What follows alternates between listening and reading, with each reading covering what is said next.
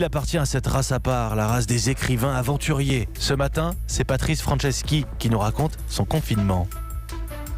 Oui, Patrice Franceschi, auteur prolifique, qui avait sorti un livre l'an dernier intitulé « Éthique du samouraï moderne, petit manuel de combat pour tant de désarroi ». Vous me direz, ça correspond un peu à la période.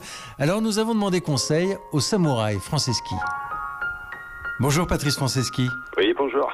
Un écrivain aventurier, ça ressemble à quoi en période de confinement ? Alors, aventurier peut-être, écrivain sans doute, et je passe une bonne partie de ma vie de toute façon confiné pour écrire mes livres. Il m'arrive très fréquemment de m'arrêter, de m'enfermer 1 mois, 2 mois, 3 mois, voire plus, pour écrire un roman, des nouvelles, un essai. Donc finalement, ce qui m'arrive là est quelque chose auquel je me contrains régulièrement.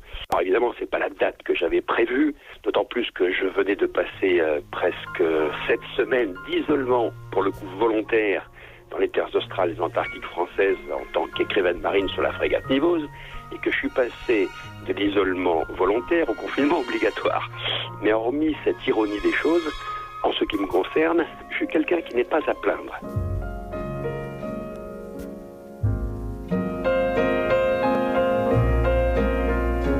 Alors vous qui êtes habitué à ces périodes de confinement, est-ce que c'est propice à cette fameuse réflexion sur soi-même ?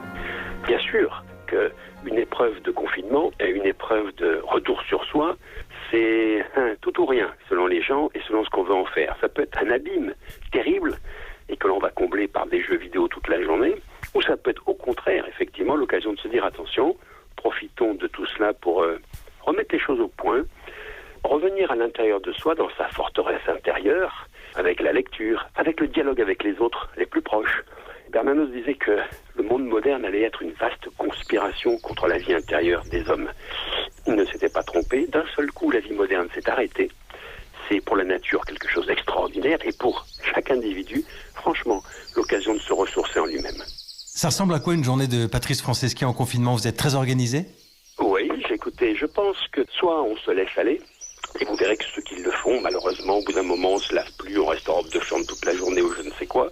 Ou bien, pour être fécond, surtout quand on est écrivain, eh bien on s'organise, on se lève tôt, en général vers 6-7 heures le matin. Et je me mets à écrire tout de suite. Vers 14-15 heures, je vais faire mon footing. Comme tout le monde, on a le droit à 1 kilomètre autour de la maison. Très bien, j'habite en province.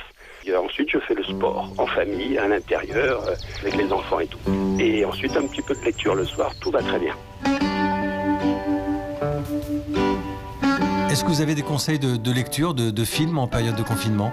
Alors, un livre que j'avais lu à 15 ans, Alexis Zorba de Nikos Kazantzakis. Voilà, c'est l'un des plus grands livres qui ait été écrit.